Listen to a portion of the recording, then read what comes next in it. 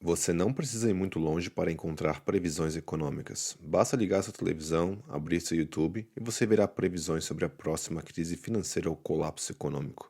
Eu gostaria que você ouvisse o que Lynch tem a dizer sobre previsões macroeconômicas. Não se esqueça de curtir esse vídeo e se inscrever no canal, caso você ainda não fez. O meu objetivo é torná-lo um investidor melhor. Agora, vamos ouvir o que Lynch tinha a dizer em 1997, porém, cada vez mais parece mais relevante. There's always something to worry about. This is the difference. This is what happens in the stock market. Because, see, everybody's got the brain power to do well in the stock market. The question is whether you have the stomach for it. That's the key organ in the body. There's always something to worry about. I went to school, grew up with a kid in the 50s. In the decade of the 50s, there's this big theory that the Depression was caused by a stock market crash. Totally wrong. Less than 1% of Americans owned stocks in 29. We had this big-time recession. In fact, it was a depression. It wasn't caused by the stock market. The economy went down, the Federal Reserve raised interest rates, and we had a big-time depression. In fact, we had several depressions like that from 1850 on. This was only one of about 8 depressions since 1850. But people thought the only reason we got out of the depression was World War II, and they said, once we get back, next time we have a recession, we're going to have a depression. And it's going to be a great depression. I never understood that adjective in front of depression. It ought to be crummy depression or bad depression, but it was always great depression. I never quite understood that one. So people weren't buying stocks in the 50s because they thought that another great depression was going to happen. In addition, people were very scared about nuclear warheads and nuclear war in the 50s. People were building fallout shelters, stocking canned goods. There's something about going to Vermont, building a fallout shelter, putting canned goods in it, that you don't buy Minnesota Mining or you don't buy Eastman Kodak. I mean, the syllogism just doesn't work out that you're buying lots of water, buying a shotgun, buying frozen food that will stay in the freezer with your own generator, and you're looking at growth stocks. Doesn't seem to work out that way, you know. And I remember in the 50s, I remember literally in classes, I was in elementary school in the 50s, and they'd come in, they'd have one of these air raid drills. Somebody with a yellow hat would come in, they'd blow a whistle, and you'd get under your desk. Even then I says, I don't think this is going to do a lot of good. You know, but people were worried about a depression and nuclear war in the 50s. And then, the warheads, they couldn't do much damage back in the 50s. Now one of these Stan countries, these Kakistan and Kazakhstan, all these Stan guys that have spun off these Friedman building spin-offs from the Soviet Union, they didn't lead it. There was a co-deal with somebody else, like Goldman Sachs, and they were on the left side, though. Every one of these little countries has enough warheads to blow the world up 88 times. Right? Who's built a fallout shelter there? We stopped worrying about it. There's always something to worry about. In the 50s, it was depression and nuclear war. The 50s was the best decade this century for the stock market, except for the 80s. Only slightly better. The 80s were only slightly better. People didn't expect a lot. We had an okay, it wasn't a great decade. They just didn't expect much. We made it through. And the stock market was terrific. Do you remember when oil went from 4 to 40? Remember that period? Oil went from 4 to 40, and the experts said it was going to go to 100, and all the countries of the world were going to go bankrupt. And then the big banks are going to go bankrupt, and we're going to have a Great Depression, and the stock market's going down, and you're going to wind up selling pencils and apples. I remember when oil went from 4 to 40, and the experts said it was going to go to 100. Within 2 years, oil was at 14. The experts, now much higher paid at this point, are saying it's going to go to 4, and we're going to have a depression. And people believed it again. I remember when the money supply was growing too fast, and they said we're going to have a depression. Then it was growing too slow, we're going to have a depression. Remember the LDC debt? Remember the LDC debt, all the banks?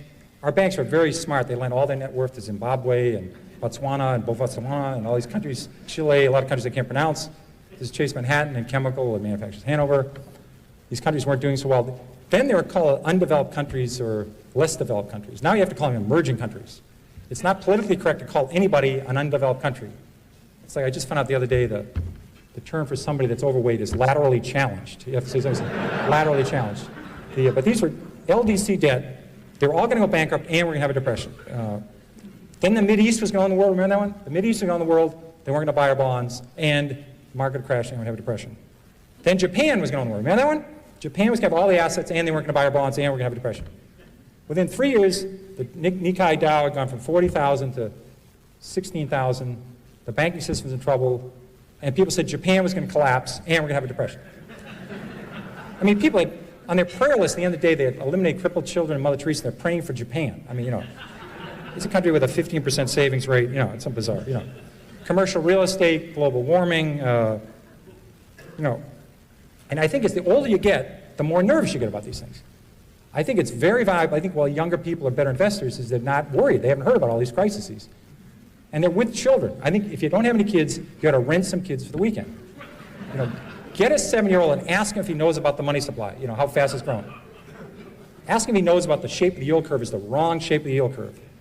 Or that we're 48.3 months into the economic recovery and the average recovery lasts 52.3 months. Ask an 8-year-old if they know about that. 8-year-olds have a very high expectation about the next 20 years. That's what you need to do. The more you get away from 8-year-olds, the more you get away from 11-year-olds, the more you start reading these crazy things you read over the weekend. In fact, from 1955 to 1985, the stock market went up a grand total of 1,000 points, but it was down 800 on Mondays.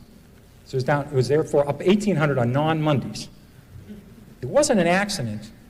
The stock market went down. October the 19th, 87 was a Monday.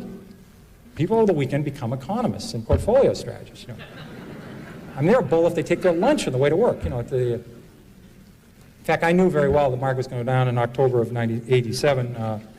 Dave Elson remembers that. It was my first vacation I was going to take in 6 years.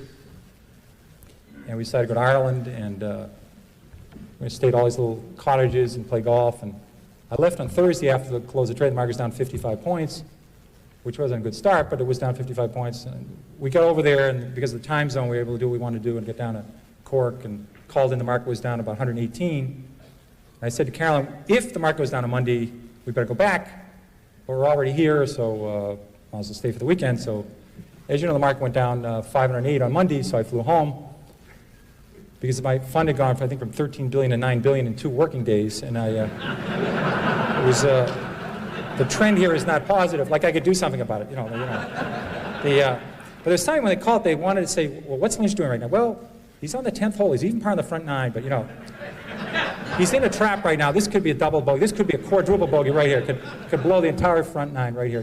This is not what they wanted to hear. So I have no idea when the market's going to go down, and no idea when it's going to go up. I'm totally shocked. The market was 4,000 2.5 years ago. A while ago, it's 8,000. I had no idea about this. Very surprising to me. But I'll guarantee you the market will be a lot higher in 15 years. It'll be a lot higher in 25 years. What it's going to do in the next 1 or 2 years, I don't have any idea. And if somebody in this room knows about it, they're not telling anybody. Or they're not in this room. They're down in Palm Springs somewhere. They've made $1 billion. Or if they know anything about interest rates. Because in interest rates, if you can be right 5 times in a row in 10 grand, you can have $2 billion. There's not that many people with $2 billion. There's a lot of people predicting interest rates. Did you ever think about that one? Just 5 times right in a row in 10 grand, $2 billion. If you write 7 times in a row, you can have the GNP of the United Kingdom. It's a big number. So I don't worry about that. I know we've had 96 years of century, and the market's fallen 53 times. We've had 53 declines of 10% or more. So 53 declines in 96 years. Once every 2 years, we have a 10% decline. Of the 53 declines, 15 have been 25% or more. So 15 in 96 years, about once every 6 years, the market falls 25% or more. That's what we call a bear market, you know that. And it's going to happen. I don't care when it's going to happen. I would love to know. Obviously, it would be very useful to know when it's going to happen. It doesn't make a difference to me. Corporate profits will be a lot higher 8 years from now, a lot higher 16 years from now, a lot higher 30 years from now. That's what I deal with. And I'll be glad to answer your questions. It's been great. Enjoyed it. And want to start the questions.